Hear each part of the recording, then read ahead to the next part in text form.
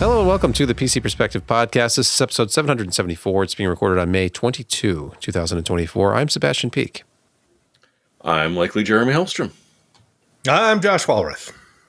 I'm Brett Van Spernberg, and tonight's show will be 10% less disagreeable. And I'm Kent Burgess, and I will be 10% more disagreeable. We must bring... Kent will bring balance to the podcast. He's the chosen one. That's why he looks like Qui-Gon. Wait, no, I don't know. You can find out how to support us financially by going to patreon.com/PCPer. And we have to thank M. Foley, Space Ninja, and Steve, a.k.a. SS Diggs. Steve is a special contributor, though. Really? Why? What does that mean? Tell us, Josh. Why is SS Diggs? You know, he's got the name SS Diggs. I mean, what's Stefan Diggs' middle name? You know, the guy with the Minneapolis Miracle, the guy who was Josh Allen's favorite receiver for a long time. That kind of Diggs, I can't remember. Does he have two G's? I mean, because that's some serious G's if he's got two of them. But, you know, we appreciate our friend SS Diggs. It's kind of nautical. Moving immediately on to the Food with Josh segment. Josh, I know you were gone last week. You probably ate lavishly of expensive catered food, but you're back. Did you have a down-to-earth meal? Well, you know, last week on Thursday, I had Franklin barbecue, and it was wonderful down in Austin. It was catered because otherwise I don't have time to wait 6 hours in line in downtown Austin in the heat and the sun because I'm a little delicate. But yeah, that was fantastic. Brisket was good. The smoked turkey was good, and I really enjoyed the pulled pork. Pulled pork was excellent. Probably the highlight of that entire experience. But today I had to have a burger because it's been weeks without one. And this one was the Naughty. Yes. The Naughty came back again. American cheese, 2 patties, bacon, fry sauce, some sriracha, and jalapenos, fresh cut jalapenos. I mean, it was messy. It was definitely naughty. Things were, you know, falling out of the buns.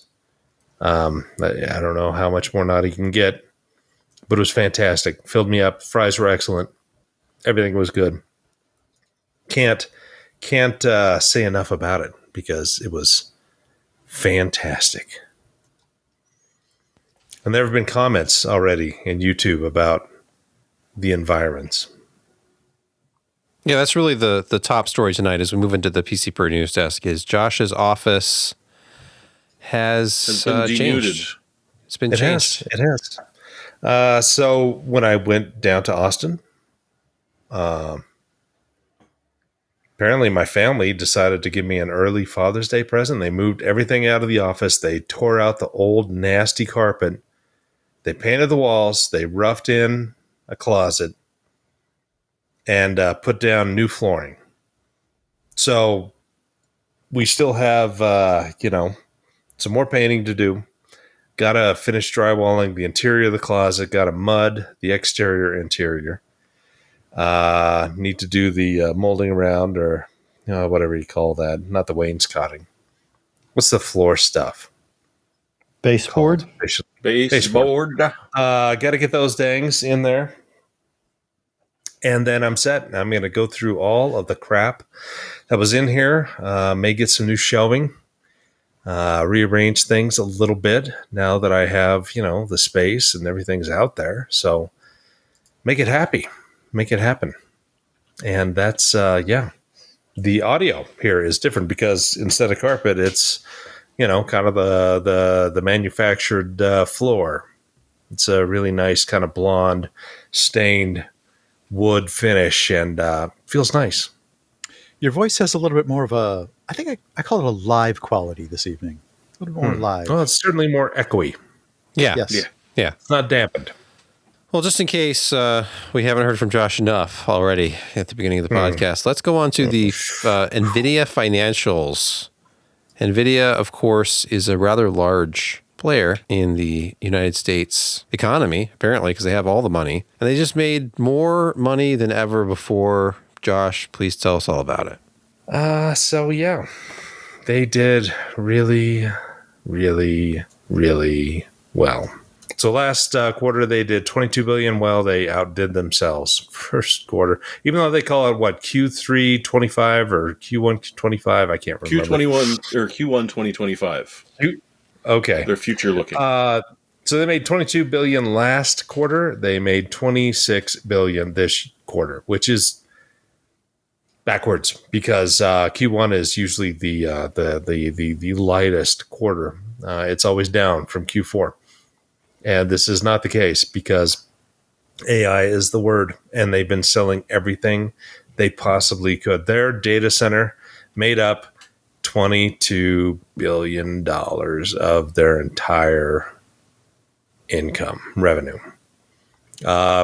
Gaming was down, not much. I think it was slightly less than 3 billion. I mean, they're still selling plenty of cards. There's a lot on the shelves. We're starting to see a lot of sales. But the data center is the thing that's just, doing insane. I mean, think about it. AMD first quarter made 5.7 billion. Intel made 12.7 billion, I believe. And those combined still are far less. It's like 8 billion less than what NVIDIA made. Their margins are at almost 79%. They made $8 billion more than Intel and AMD combined. They had almost 79% margins, which is unheard of. Is a fabless semiconductor guy. I mean, Intel, they've had some quarters where they made, mid 60%, 65, 66. And that's when they had total control over not only the market, but their own manufacturing. And they could get away with those kind of numbers. And AMD, well, they're flirting with 50%. So almost a full 30 points higher for NVIDIA. And they're making 26 billion. And they expect to make more next quarter because they are actually manufacturing Blackwell chips. So those are going to be the high end coming here soon. Microsoft announced AMD is one of their partners. The MI300X was one of the parts of Copilot and stuff that you can rent out from them. But yeah, NVIDIA is essentially just printing money. Their automotive is a little bit up. Their networking is a little bit down. But their data center, which is all of these large chips that they're selling for a huge amount of money. I mean, if you think a 5 nanometer or 4 nanometer wafer or a 4N, it's probably about $25,000 per wafer. And each of those chips are pretty big. But they're selling each of those chips for like $30,000 a piece. So it's just pure profit, essentially, for them. They sell one chip.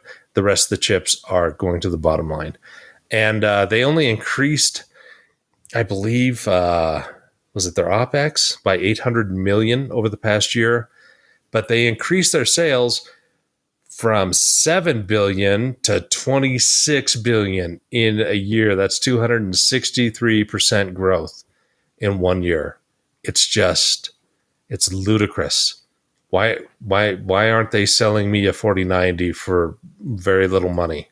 Think of it as social welfare that all these corporations are, allowing me to buy a 4090 for less than $1,000. But that's not going to happen. One, because I'm kind of a capitalist, and that just doesn't make sense. But yeah, they had a really good quarter, and everything is coming up roses for NVIDIA, and the rest of the industry is really on notice because they are the juggernaut right now, especially with the workload that they are really addressing. And, the software that they have built up for the past 15 years that is now CUDA, which is kind of the de facto. And, Raja was talking the other day about, trying to get away from that, and other, people making products that have, similar performance and features as CUDA, but they're just not there yet. I mean, all of these university students who, grew up on CUDA, they go to their job, they use what they're familiar with, and that's all CUDA. And plus, it's just well supported. Everything works on it. And their hardware is really second to none in this area. So, Intel has some good stuff, but they're behind on software, and 2 generations of process nodes with their, ARC graphics. AMD, they're doing a little bit better. They have some flexibility because they have, CPUs and GPUs. And they had, a good quarter as well. But this growth and where NVIDIA's at, I mean, they are in the driver's seat. One of my favorite from you things guys is watching just random newscaster try and explain what NVIDIA is during the financial segment of just, conventional news. And the biggest stock today is NVIDIA. They make graphics cards, I think. But they made more money than the rest of the stock market combined. And then they fall into it, their normal spiel. But watching them try to wrap their heads around, wait, this is what? Some sort of gaming thing? No. It's bigger than that. I just looked up market share for data center, and according to Wells Fargo equity research estimates, as of January of this year, NVIDIA had an estimated 98% market share of data center GPUs. With a 2% rounding error, it's actually 100. Yeah. look at AMD. They have ramped their MI300 series up. Yeah. And it was a fast ramp for them. And by the third quarter, they're expecting, 1 billion plus in sales of just that. But NVIDIA is 22 times that. That's just ludicrous. I'm not talking about the rapper. No. Let's move to news story number 2. Well, 2.5, because Josh's office was really the first half news story. But anyway, Dan cases. You may have heard of them. It seems like it's the world's most popular mini-ATX case. It's the shoebox-sized case. I reviewed one years ago. There is a new Dan Cases Lian Li collaboration. It is as the good Lord intended. It is micro-ATX. None of this mini-ATX stuff. We only have one expansion slot. Come on. You want the flexibility of micro-ATX. It's the perfect form factor. And now you have this delightful little case. Look at all the mesh, just like the original Dan cases, although this is a finer mesh. Looks like speaker grills. This looks like some kind of a high-end self-powered speaker or something. But in there on the inside, it's not dissimilar to the original Dan cases mini-ATX. Now, if you're just listening to this, none of this makes any sense. But just think of a slightly larger Dan cases case. And there you go. It's kind of like the N case M1, actually. This has 4 expansion slots. So you could have, a quad slot GPU. That's the same number of memory slots as the typical mATX board. Fascinating. Mm-hmm. Yeah. In fact, I think you can even get a micro-ATX board with 4 M.2s. I'm just making that up. But you could add an M.2 via an adapter card. You have the flexibility. Get a micro-ATX board that has like a by4 and a by16. Just go nuts. A couple M.2 slots. So look out for this. Spare 1X slots if you need them. They're there. Yeah. And then you can gain additional space inside the case by using an SFX or SFXL. I am looking forward to seeing people build in this thing. And, they add flexibility of a larger motherboard. When you're talking about high-end cases, often it seems like, especially in build photos, you're going to see Noctua fans. Is Noctua trying to become a lifestyle brand? It is. It seems to be a lifestyle for certain I don't know. They still won't send me a T-shirt, so... Well, you live in Canada. It's complicated. Plus, you don't look good in putty. Fair. Noctua had a press release in the last day or two for a desk and room multi-purpose fan, like a personal fan. And it's all part of this new home product line for home office and multi-purpose ventilation. And looking at these pictures, this looks like they're getting into lifestyle branding now. Like, you know how Marshall has all these lifestyle products and not even really a guitar amplifier company anymore, first and foremost. Well, Look to me, at it just this. looked like somebody had a little bit of extra time with one of their 3D printers working for Noctua. A VP saw it on their desk and said, let's sell some of those. That's kind of what that says to me. You know, the funny thing about this is they've had that shroud showing at Computexes for like 4 years now.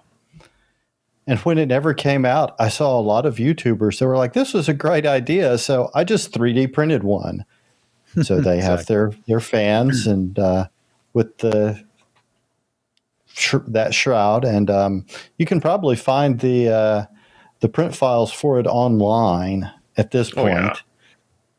And save yourself the $340 that Noctua may charge for that. I believe it is $99. Let me look it up. I don't know if they had a price, but I thought it was a $100 fan. So affordable. Okay, Yeah, that's all this I'm is saying. $99.90 in the US. Yeah, well, if it was brown, I'd think about it, but Wow. Okay. So, Noctua. ask what brown can do for you. Yeah. Here's something that is another sign that I'm getting old, that we're all getting old. Blower-style coolers are considered classic now. Who says blower-style GPUs are a thing of the past? Galax, used to be Galaxy, but now it's just Galax, is That's releasing... because they don't want you to ask why. Yeah, two models. This is at videocards.com. They're releasing two different models. So they have a 4070 Ti Super and a 4070 Super with this delightful retro cooler. Now, just back at the 20 series, we had coolers like this still in the market. I mean, all the NVIDIA reference designs were all blower like this. Or no, they weren't. Up until the 10 2000 series. Through the 10 series, yeah. But the 20 series was the first of the dual fan. Because I got one of their 2080 Ti's and it's a dual. It's Yes. a dual fan. Mm-hmm. Know what I'm saying? Back in the old days, the reference boards were always just generic black plastic shrouds, And they one blew. blower fan. Next story, Microsoft can remember it for you wholesale with their new built-in screen logger. Okay, Jeremy, is this really new? I think they've been logging me for a long But now it's time. official. Oh, It's okay. a feature.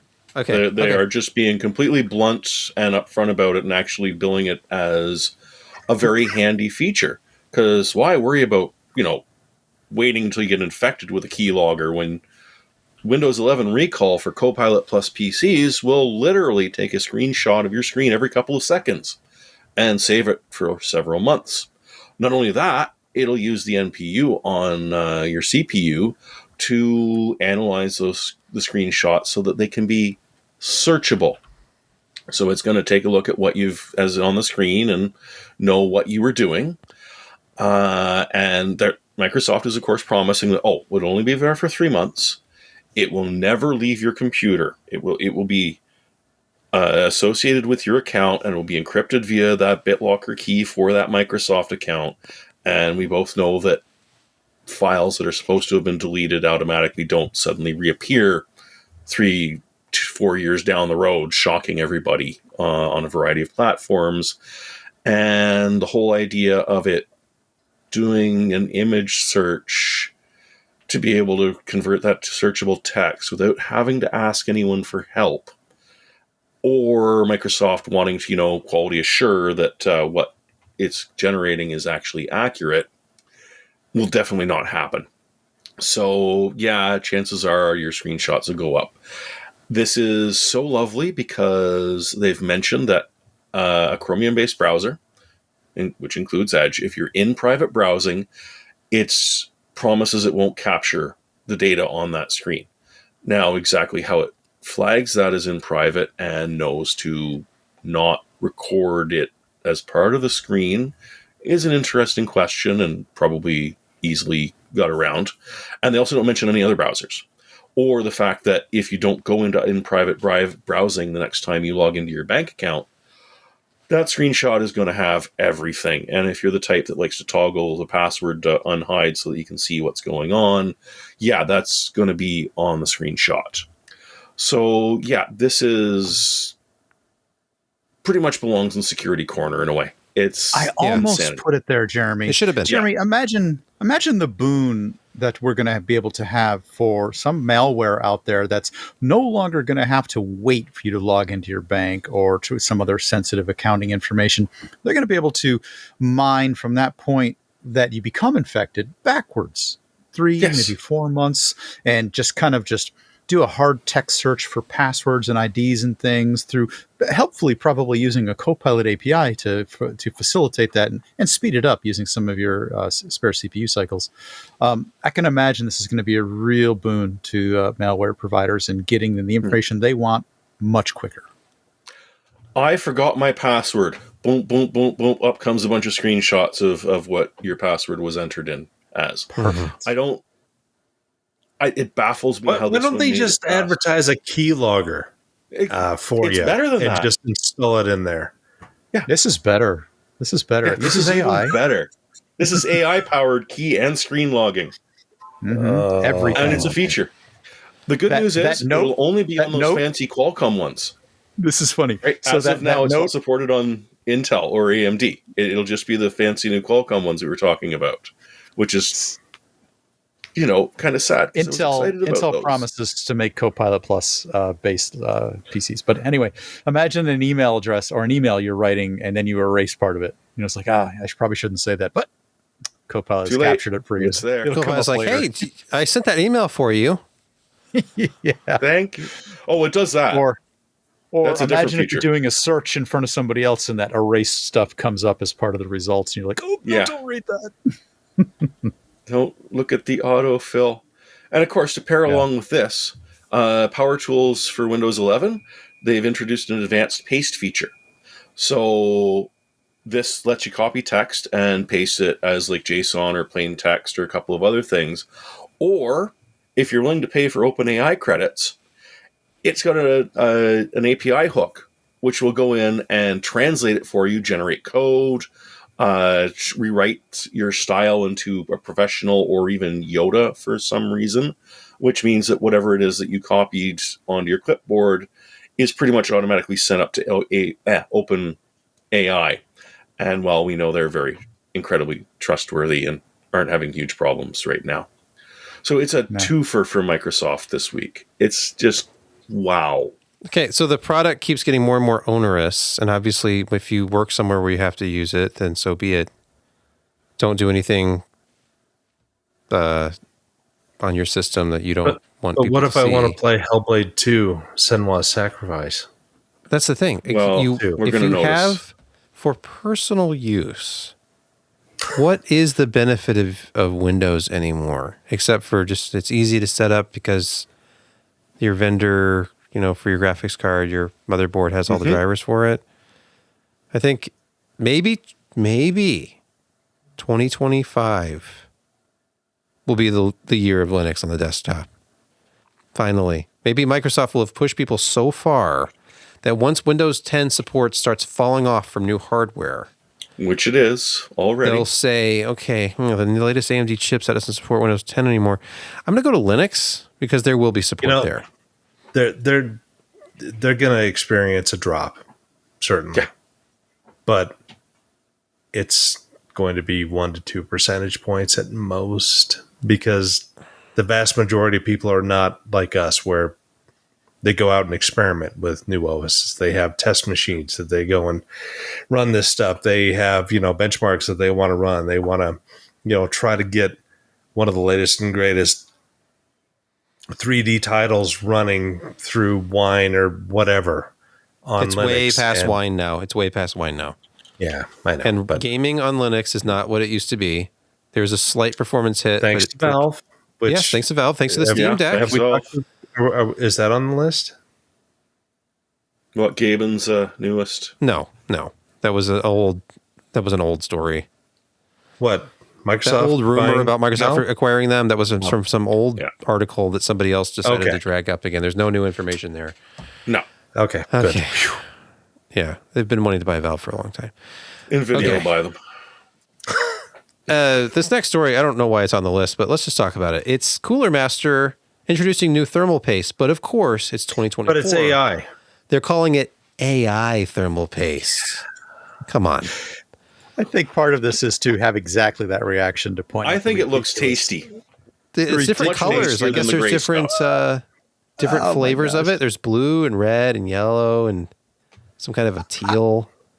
I think Cooler Master may be underselling the effectiveness of this through this gimmick of colors and calling it AI, because it is apparently quite effective and ranks very high in watt per meter Kelvin effectiveness Okay, for thermal listen to this. conductivity. The different That's colors. crazy.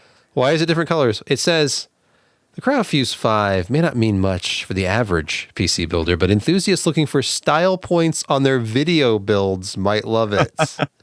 Okay. Yeah, like they're shooting story a at Tom's YouTube The red Hardware. one goes faster. It's like, Other than 2 minutes, I'm doing it all white. What colors can see the light of day? Because doing right, an all if white you build. first of all, if I'm doing all white builds, I got to use white thermal paste. I'm doing a black or a red build. I need red thermal paste, or you'll do a swirl of different colors that match like your theme. First of all, I want most aqua YouTubers, fresh. how many YouTubers are brave enough to actually show thermal paste application anyway? They blur it out or they cut away because they don't want to Yeah. deal with the backlash when somebody says, Yeah. "You do that method. That method is wrong." Yeah, too much, not enough, bad spread. You Not even did spread. AI can save one dot, you from use two YouTube dots. You've got commenters. bubbles in that. Yeah, Yeah, you exactly. didn't. You spread it out, but you didn't spread it out all the way to the edge, and it looks too thin on the left side versus the right side. I zoomed in on your video.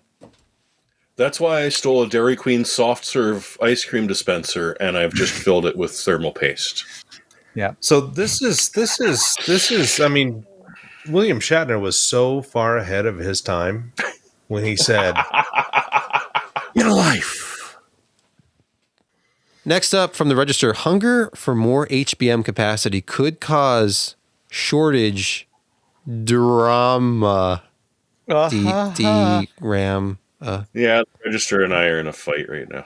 yeah. It's just- I was just gonna say This that. is just another side effect of AI, they say here. And that's absolutely true because the wild frenzy to make as much money off of AI while you can is pushing things like DDR3 production already gone.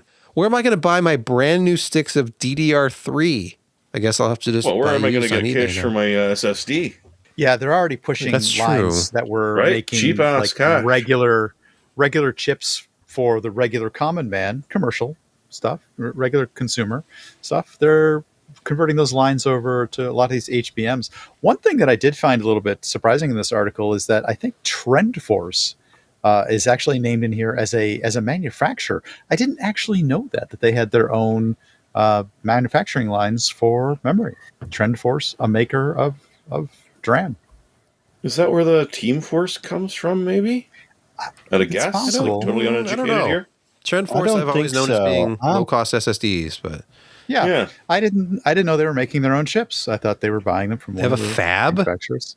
Apparently, read the parts in here where TrendForce detailed the exact timelines for their new factories. They talk about turning over one of their lines. TrendForce this week noted that Samsung, Micron, and SK Hynix all were in the midst of either building new or transitioning old factories, obviously for HBM production. So they think they're just like an industry mouthpiece. And they this. reckon that trend will continue. They reckon it will. They reckon that trend will continue. Trend force. They're a real force to be reckoned with. They're a force to be reckoned with. Okay. All right. Next, RescueZilla 2.5 has been released. Get it before you need it. Don't struggle to find another working system and then like make an image and a boot USB or maybe even an optical disc. Who knows? Wait, not ZFS compatible? Which makes no sense because it's Ubuntu based. Anything else, it's fine. But for some reason, like HFS, yep, no problems. NTFS, of course. exFAT, no problems. But yeah, but no, it's just a very handy little boot disk, which has been updated significantly more than the previous bench was. And it's got G-parted test disk and a bunch of other stuff. And it's generally small enough, and, well, USB disks are huge enough now that you can dump like an entire ISO of what you need, whatever operating system you're going to need on there if you need to just replace some certain files. But the thing is, get it before you need it. Because when you need it, you damn well need it. I think Sebastian's downloading it now. Yeah. I am. It's only 1.3 gigabytes. Yeah, it's tiny. So I can't put it on a CD. I can't just burn it to a CDR, unfortunately. No, if you get a proper copying software, you can span it across multiple 3.5. Oh, 3.5-inch floppies. Yes. It is time for In Security Corner. And our first story, QNAP security team caught napping. I get it, Jeremy. I get it. It's funny. It's a nasty bug, is what it is.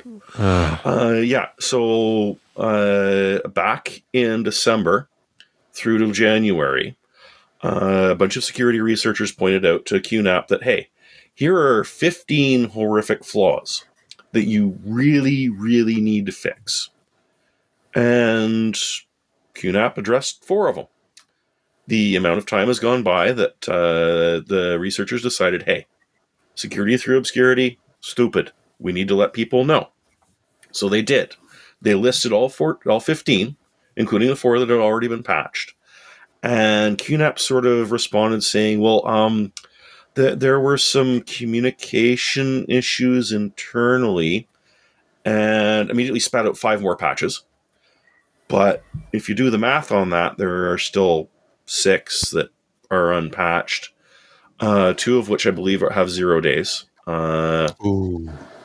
So it's all to do with the string copy command not being properly not dealing with buffer overflows properly.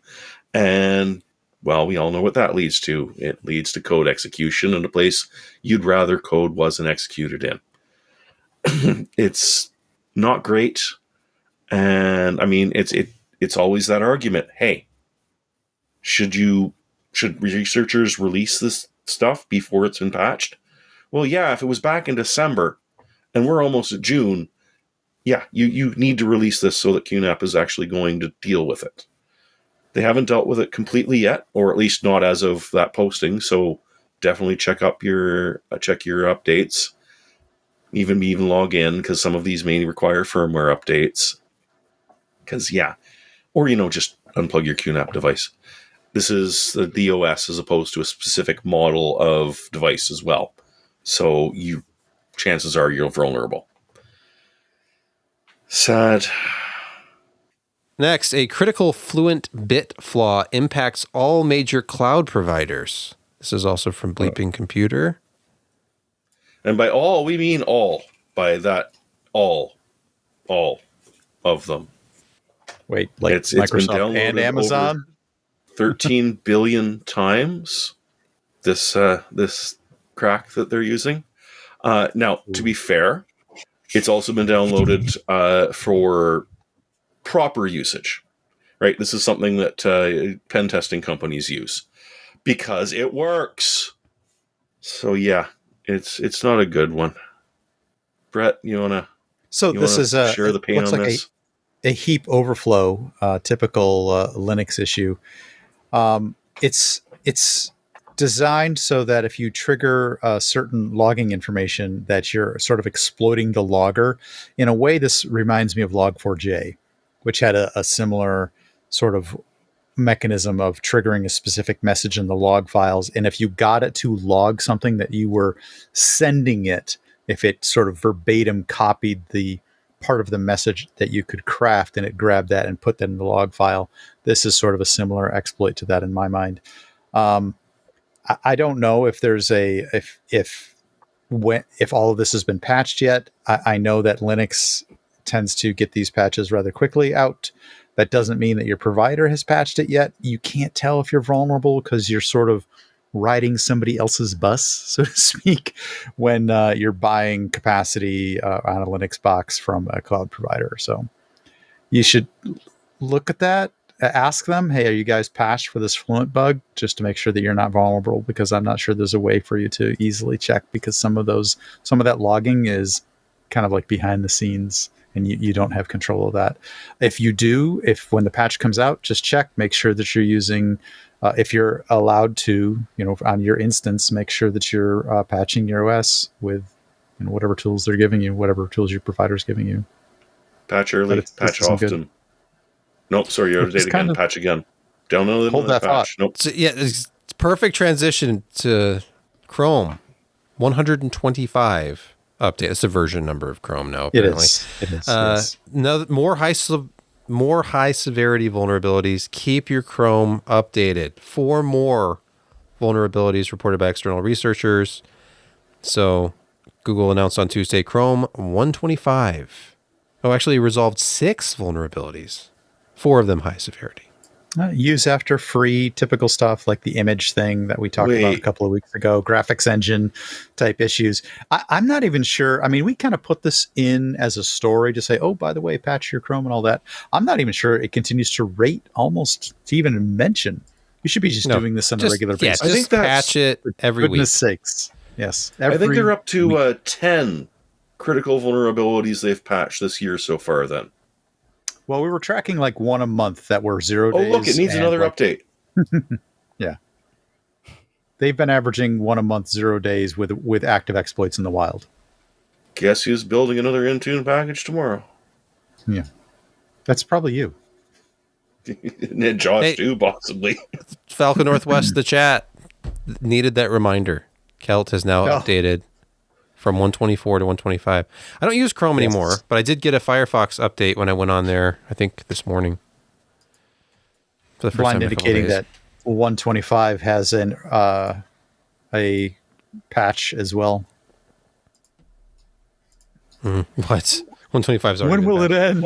When will it end? My favorite part about it is Credge not asking for an update. Uh-oh. Microsoft has to put that through Copilot. Copilot will take care of you.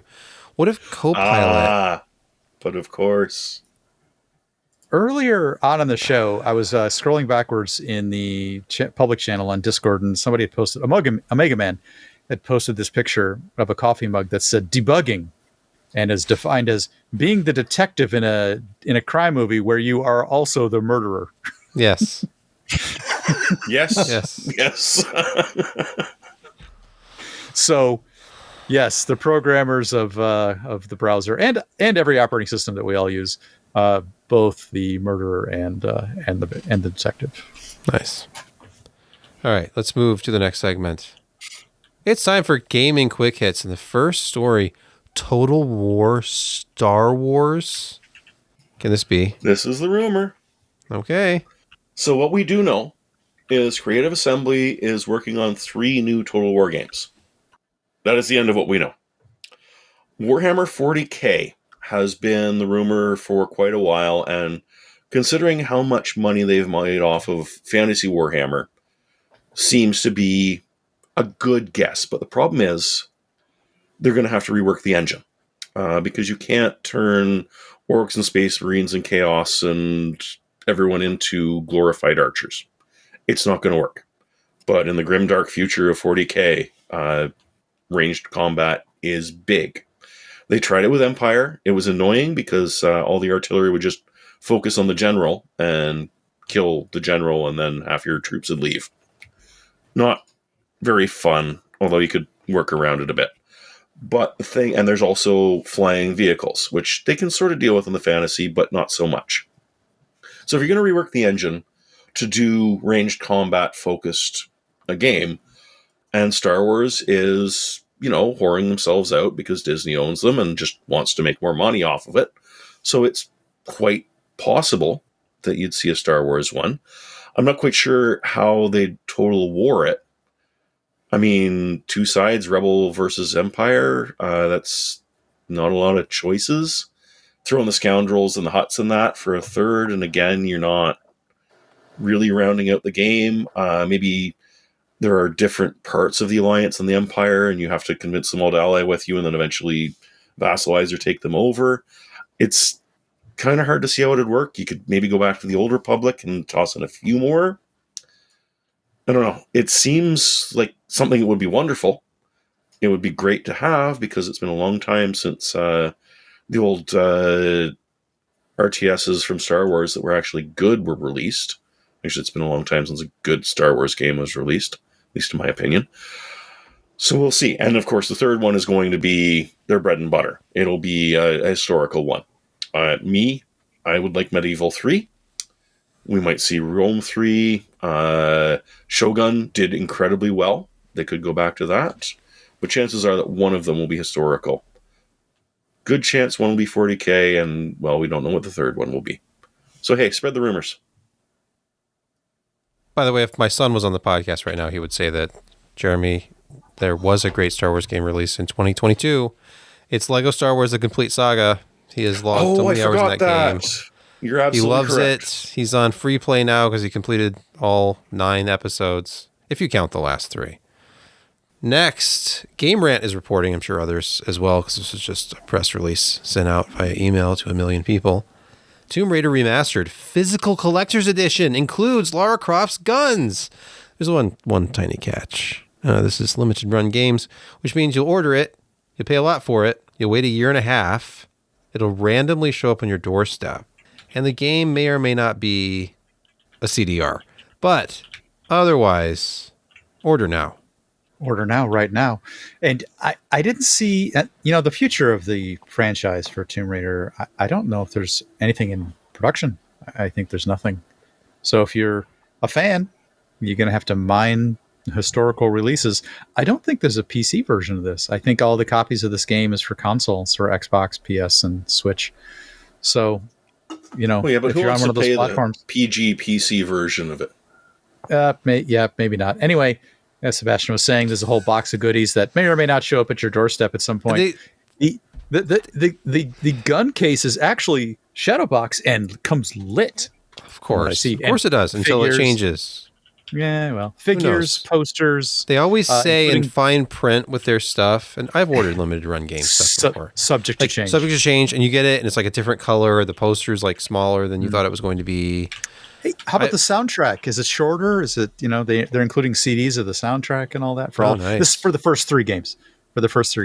So Falcon Northwest. That's what people remember from the Lara Croft. The guns. That's right. Yeah. The guns. Yeah. It's the exactly. It's her physique. The pyramidal ones? Yeah, it's the physique. Yeah. Obviously, the arms. We're talking about the arms. She had large arms because she worked out. Mm-hmm. She could do a lot of pull-ups. Mm-hmm. Yes, she could.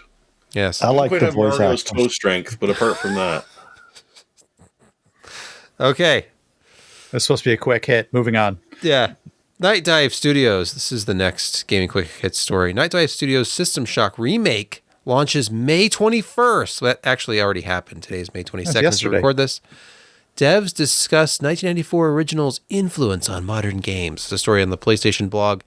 But you should already be playing the remastered version. on Unless you PC. just prefer the original version. Well, it's the console version that dropped. Okay. Yes, the console was released yesterday. Is this it's 27 years or 30 years or something like that? Just, maybe just a little bit older than 30. Yeah, 94 to then- 2024, Yeah. I believe, is 30 years. It can be 30 years. I was it's 10 actually just years. trying to remember. I think Tomb Raider was 27 or something. But anyway, the point is that if you're not playing this already, why not? It's classic and it's so influential throughout gaming history. So go pick this one up. You might actually enjoy it. PS and Xbox players. PC players have been playing this for a while. Yeah. By the way, if you're going to play Tomb Raider on a PC, I know they're expensive now in the secondary market, and it's hard to get one that you know for sure works without any problems. But you've got to get yourself a 3DFX Voodoo card, because that game was made for the Voodoo graphics engine. Josh had lent Blind. me his, but he doesn't know where it is right now. Yeah. Is there still a shelf above you, or is that not back on the wall yet? No, I've still got the. They restacked it with all kinds of stuff. Did More they put things the that game were up there cases back before. on while the paint was still wet? Have you? I would do things like examining the backs of the boxes and stuff. Like I've not checked on it yet. Yeah, don't lift any of the don't boxes. even look. Don't look. Oh, gee. Oh. Oh, you did such a great job. My Stuck to the graphics wall. cards are all stuck to the wall. They're all Wood in Okay. whale bone shade. You know what? You can't take it with you. Just let it go. Just let it go. There are all these boxes behind me. I should send just them to throw you, all of these okay? away. I'll send them to you. You can store them for me. No, I need to get out of the storage game. I'm paying money every month for a storage unit, and it's so stupid. Like, why do I have so much stuff that I don't have enough room in my house for it? That's insanity. Well, plus my wife wanted to take a bunch of furniture from her grandparents' house that she doesn't have room for in our house. So that's one of the reasons to have a storage unit. But anyway, let's move to the review portion of this week's podcast. And this will be very quick because you can go to youtube.com/PCPer and watch the review I'm about to talk about. It's the Corsair 6500X. You may look at this case and think, this is kind of a familiar design. I discussed that in the video. I say it's the elephant in the room. I talk about the O11 Dynamic and specifically the O11 Dynamic Evo XL. But this was going to be Corsair's take on that aquarium-style pillarless case, and it undercut the price of the Evo XL by $50. And everybody has one of these now. It's the case design of the moment. You've got to have that. They call it pillarless now. I guess that's a compound word. And you just have all There used glass to on be the a front pillar? corner. Yes. Yes, the first All right. gen O11s had one. And Yeah, the it was 11 Mini removable. that I reviewed had one as well. It was a removable pillar. Now there's just no pillar at all. The front glass is fixed and the side one opens and it's fine. It looks good. It's strong enough. And I thought this case was great. It's got tremendous airflow. There's 6 sides, I believe, to this case, and 2 of them are glass, and the other 4 are mesh. So there's no airflow concern here. And it's still a dual chamber case. It's just like the old Air 540 in that regard. Like if you remember 11 years ago, Corsair introduced that case concept. Just tons of air, tons of space inside these cases. But as I point out in this video, this is not a competitor necessarily of the O11 Dynamic. It's the Evo XL that it really is extremely similar to. And here's what Lian Li did to respond to that. They lowered the price of that Evo XL down to $219.98 from $249.99. Then they put a $20 off promo at Newegg to make it $199.98, which is 1 penny less than the 6500X. So Corsair needs to do something to respond to that, especially considering the one real drawback to this was that there's no vertical GPU support out of the box. And if you want that, Corsair charges you $75 for the vertical GPU mount for this case. So at that point, the value proposition is just not... Well, you know what there. Joe Crow would say? They're stealing our pennies. Yep. Oh, boy, that ages. Another one he doesn't get. Yeah. Yeah, so there it is. There's my build that makes people unhappy in YouTube comments because I didn't use a white GPU. I didn't have one. I thought when I got the whatever Radeon card it was 7900 XT from Sapphire, which was white. I'm like, I'll use it for a white case. And then I get this case, but Sapphire wanted the card back. And there wasn't any time in between one leaving and one coming in. So I just grabbed a grayish GPU from the stack. I don't have any white GPUs. But check out the video review on this YouTube channel.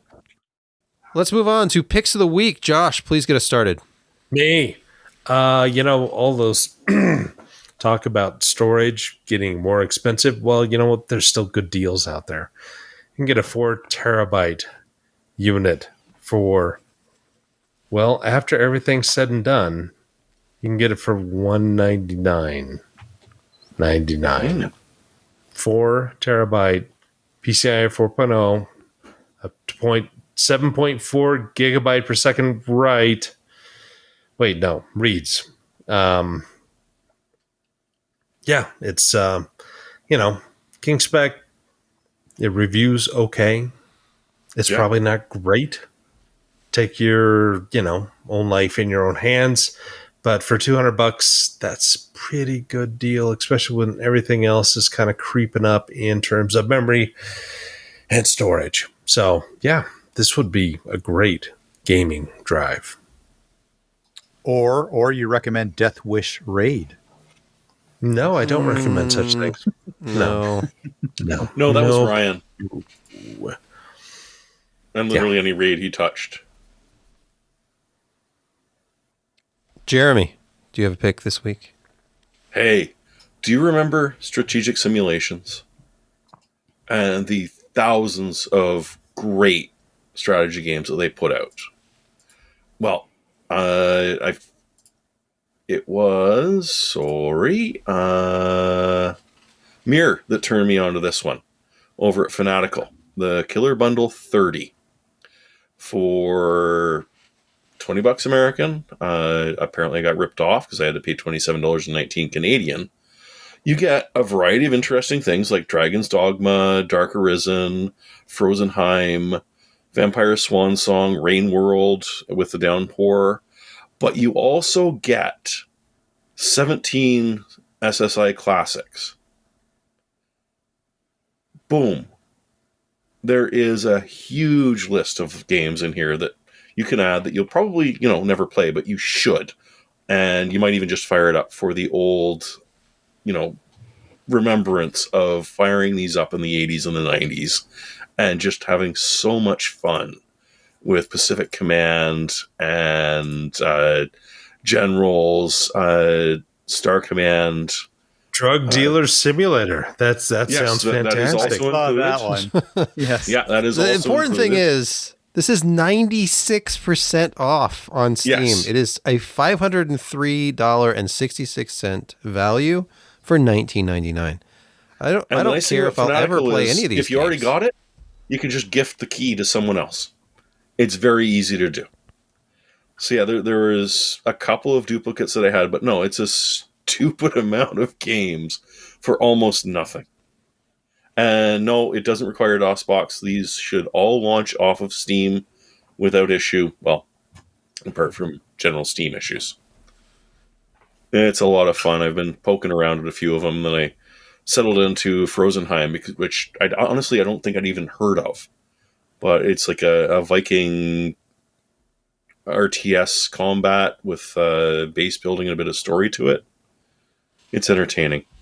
But yeah, if you are getting bored of your current World of Warships, Josh, Strategic Mind, the Pacific, the old great naval battles, it's all there. Who has time to play games? I don't know. I just buy them and then wish I played them. Yeah, just fill up a virtual shelf of games that you'll never play, and your library will die with you. Brett, your pick this week. When you set the Wayback Machine for almost 30 years ago, let's call it 27, and you think about cult classic movies that kind of rode the line between large-scale acceptance, mainstream maybe, and a little bit cultish. Multipass. You do think of Bruce Willis, Chris Tucker, Mila Jovovich, Gary Oldman. Your mind has to settle on The Fifth Element. Damn this right. weekend, there's a sale on this special Steelbook edition, which comes with a 4K, a Blu-ray, a digital edition, and a really nice hand-done metal-cased art box. It's a collectible, and it's like $16 off. So for $30, you get this 4K edition of The Fifth Element, very limited edition. Grab this one and enjoy it if you like this sort of thing. Multipass. Kent, your pick this week. My pick this week is a stereo amplifier It's one that Jeremy has They looked got at you too. previously, the Fosse V3. They've got you too, do they? Oh, yes. This thing is, well, it's $99.99 right now. And on top of that, there's a 20% off coupon. Oh. So for $80, you can get a very, very, very good 300-watt stereo amp. Class D. Doesn't have a sub out, but, get a pair of Mica RB42s, and you really don't need a sub. And I just saw the price on it and the 20% off. Thought that's my pick for the week. See, I'm not lying when I do those reviews. These things are stupidly good for the price. If you're an audiophile, there will be some things that you don't quite like about the curve towards the high end. But if you just want stereo, this thing is brilliant. My pick this week, and this is going to come as no surprise to anybody who's been watching car YouTube videos over the last decade or so, but I never watched any of Jay Leno's garage until recently. Is it Jay Leno's chin? And he's actually like a huge gearhead, like a big car guy, knows just about everything. And I was looking at this car in particular, this 1962 Maserati 3500 GTI. I watched this video this morning, and look at this color. The old man in me loves this kind of metallic blue with chrome. It's a thing of beauty.